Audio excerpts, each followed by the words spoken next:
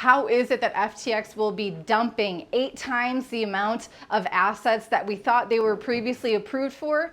And also, CZ has got a defense attorney, and we'll dig into that. If you want to know how Toby and I are dealing with our cryptocurrencies, both storage-wise and trading-wise, to avoid situations like the FTX and all that third-party counterparty risk. If you're curious to see what we've been doing with our cryptocurrencies, go ahead and check out learningcrypto.com, home of the CT Club. A link for it is down below in the video description. So first and foremost, let's talk about FTX, because there is some important details here to understand. Is that there was a motion filed from FTX debtors 4 weeks ago asking the judge to allow them to sell. At that time, these assets were valued at $744 million.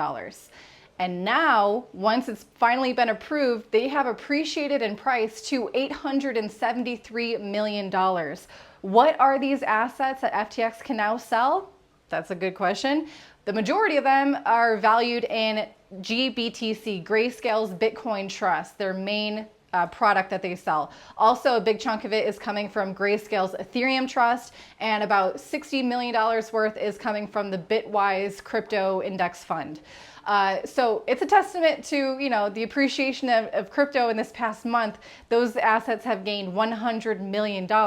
And Toby actually had some great insights here. He reminded me, maybe that's why Cathie Wood was selling her GBTC. Maybe she saw this motion being filed and she thought, well, in case it is passed, they're going to be dumping a lot of this GBTC product, and she didn't want to be the one holding a heavy bag there, so she got out early. If that's the case, then good job, Cathie Wood, for that one. But I just wanted to make an important note here that these assets that FTX will now be selling, in order to repay FTX creditors and those affected by the fallout of FTX, these are trusts being sold, not actual Bitcoin, not actual cryptocurrencies.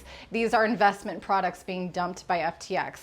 Okay, moving on to CZ. He hired a former federal prosecutor who has over 15 years of extensive experience covering a lot of different white-collar type crimes, kind of the thing that CZ is now involved in. Keep in mind that CZ personally paid $175 million to a bond, basically, so he doesn't have to be held in a jail cell before his court case. So we can just imagine how much he is willing to pay for a really good defense attorney to avoid him getting the maximum sentence of 10 years in prison. That's the newest development for CZ. We're going to keep you posted on FTX, CZ, and everything that's happening in the crypto space. Toby's going to have some news as well about the SEC and ETFs and all that good stuff, and a lot of other things as well tomorrow. So if you haven't hit subscribe yet, I suggest you do that and hit like. I certainly appreciate it. We'll see you tomorrow.